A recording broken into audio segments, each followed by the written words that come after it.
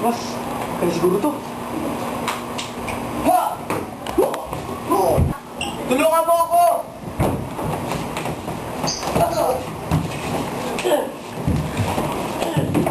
Tigilan mo yan! Adolfo, dahil sa iyong ginawang kaalipustahan, ikaw ay papauwiin na di ka na makakapag-aral dito. Umalis si Adolfo at umuwi na sa Albania, habang nanatili sa Atenas si Florante, hanggat sa pagkatapos ng 1 taon.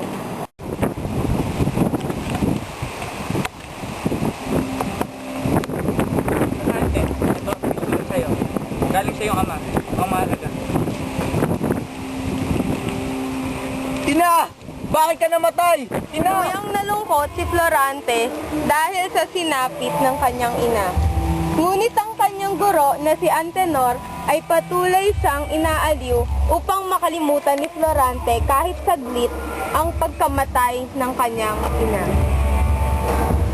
Huwag mo munang isipin ang nangyari. Ang lahat ng mga nangyayari ay may dahilan. Siguro nga tama ka. Dumaan ang mga araw hanggat sa umabot na ng 2 buwan.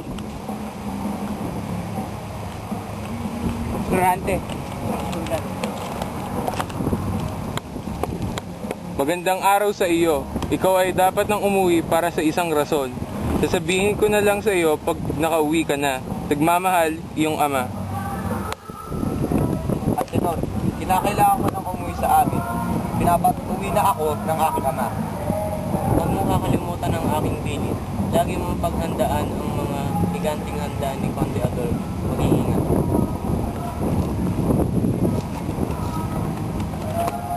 Isama mo ang aking anak upang may karamay ka sa mga oras ng panganib.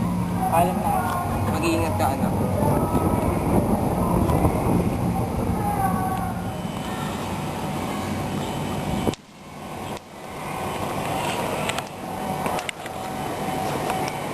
Ama, ako'y narito na.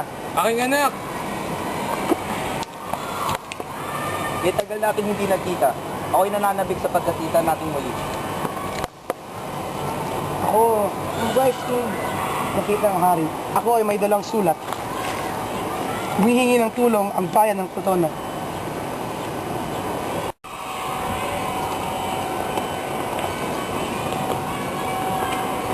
Sino ang binatang iyong kasama? Ito ay ang aking anak na ipinagmamalaki na ang tanging hangad ay makabilang sa iyong mga alagad. Ikaw ang general ng hukbong susugod sa Crotona na sinakop ng mga Moro. Patunayan mo ikaw ang narapat sa pwesto. Ipaglaban mo ang bayan ng iyong ina.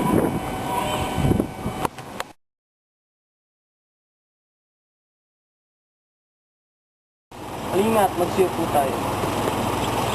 Ano naman ang nangyari sa Atenas? Kamusta naman ang panatili mo doon? Maayos ang pananatili ko doon. Pinahayag ni Florante lahat ng nangyari sa Atenas at lahat din ng kanyang pinagdaanan. Habang nagkukwento,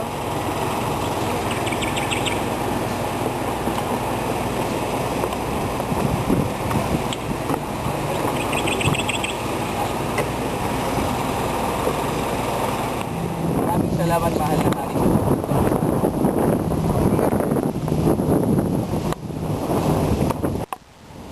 Menandro, ano ang nangyari? Masama ang kutob ko. Tara, bilisan natin ang takbo.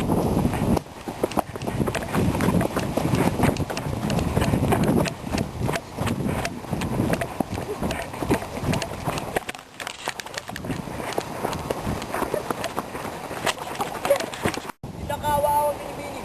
Baka silaw na yun. Ay, Sano! Stop!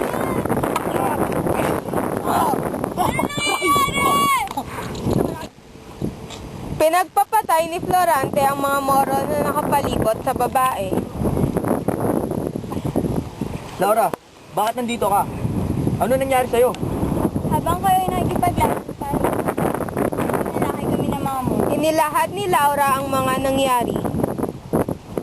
Nasaan ang iyong ama at ina at ang aking ama? Sila ay nasa bilangguan. Halika at pakawalan natin sila.